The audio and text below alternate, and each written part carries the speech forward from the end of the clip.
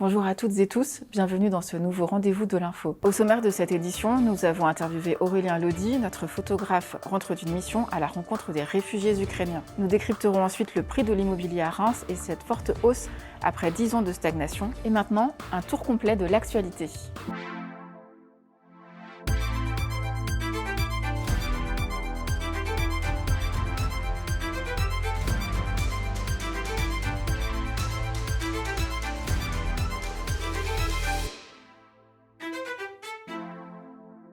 Une affaire de violence conjugale au tribunal. À la cour d'appel de Reims ce jeudi, une comparution pour une sordide affaire. Les faits se sont produits à Épernay en 2019. La victime Lola a vu la mort de très près. Son mari l'a menacée avec une carabine, puis attaquée au couteau. Il avait également essayé de lui arracher son tatouage avec un opinel. Incarcéré à Châlons, l'homme a fait appel. On en saura plus prochainement. Philippe Martinez à Châlons. Sabine Duménil, la secrétaire générale de la CGT de la Marne, était au tribunal de la ville-préfecture ce mercredi. Elle devait répondre de faits d'injure dans l'affaire Anthony Smith. Cet inspecteur du travail qui avait réclamé davantage de moyens contre le Covid, c'était en 2020. La manifestation de soutien sur les marches du tribunal a fait grand bruit. De nombreuses personnes ont fait le déplacement. Parmi elles, le secrétaire général de la CGT, Philippe Martinez. Des fûts et des cuves aux enchères. Ces derniers temps, les microbrasseries de bière ont le vent en poupe et elles sont nombreuses à voir le jour en France. À Châlons, en revanche, la brasserie de la Fabule a fait faillite. Ce mercredi, le matériel a été vendu aux enchères. La structure avait vu le jour en 2017. Des brebis, des moutons et des agneaux à Rethel. On prend des nouvelles de la filière ovine et c'est dans les Ardennes que cela se passe. Les élèves du lycée agricole viennent de mettre en place leurs ovimpiades. Ils doivent s'entraîner à trier les brebis et évaluer leur état de santé. Le métier est porteur. 45% des moutons consommés en France sont français et il y a de la place pour de nouveaux producteurs.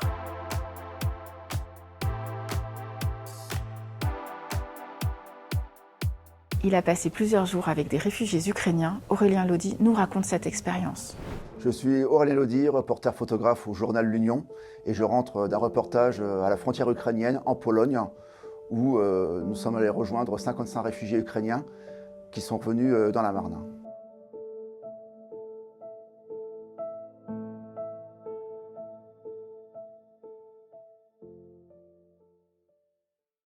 C'est quelque chose où on n'arrive pas et on se dit on va faire tout de suite des images. Il faut d'abord s'intégrer, se faire accepter par les familles, notamment les femmes et les enfants. Dans les 55 réfugiés, il n'y avait seulement que 3 hommes assez âgés, des femmes âgées et aussi beaucoup d'enfants.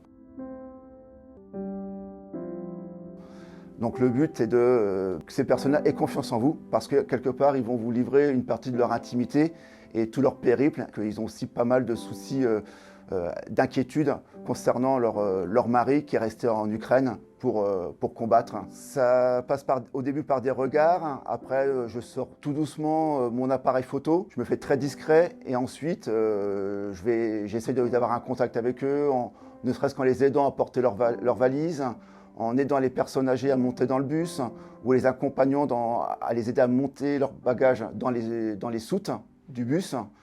Et ensuite, petit à petit, une confiance s'instaure, un dialogue aussi en anglais ou ce qu'on peut essayer de comprendre avec les traducteurs, avec les téléphones portables. Ils acceptent inconsciemment l'image. Et ensuite, je suis complètement avec eux en immersion et là, c'est là que je fais mes plus beaux clichés.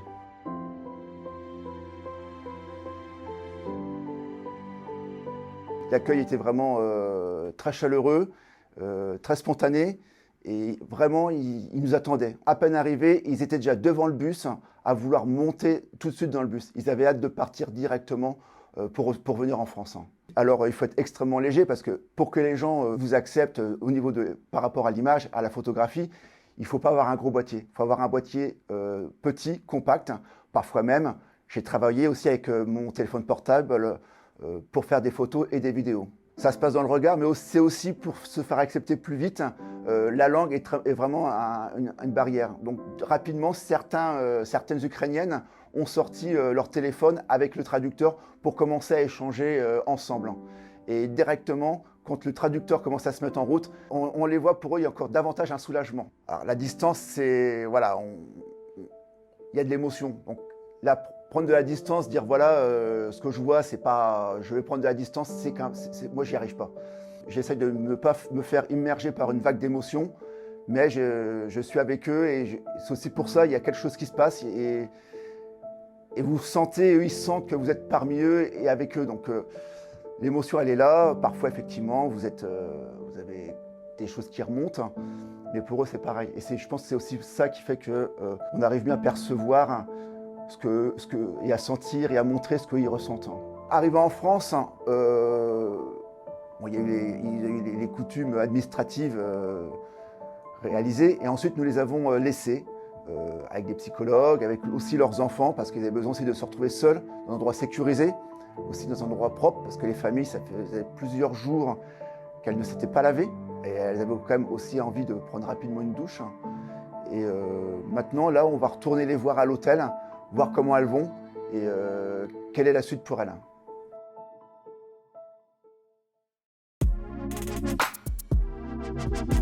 Où acheter à Reims? À quel prix? Dans quel quartier? On vous dit tout sur les prix de l'immobilier qui ont augmenté après une longue période de stagnation.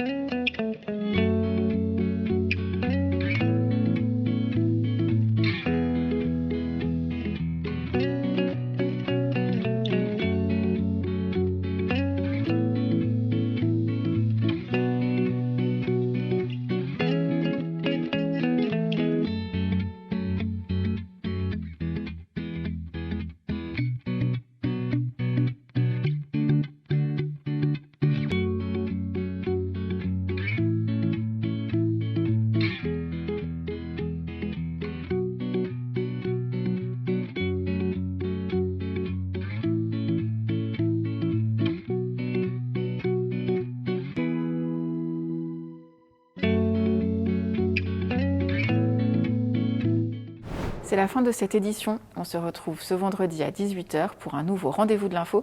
Mais avant de se quitter, Oliver nous dit ce qu'il prendrait comme mesure s'il était élu président de la République. Moi, président, ce serait une réinstauration de la sécurité pour nous tous, en fait, pour qu'on puisse être plus tranquille, plus peinard simplement quand on se balade le soir et tout, et voilà quoi. Je vis ça au quotidien parce que moi, je ferme mes portes toujours minimum, au mieux à 3h du matin.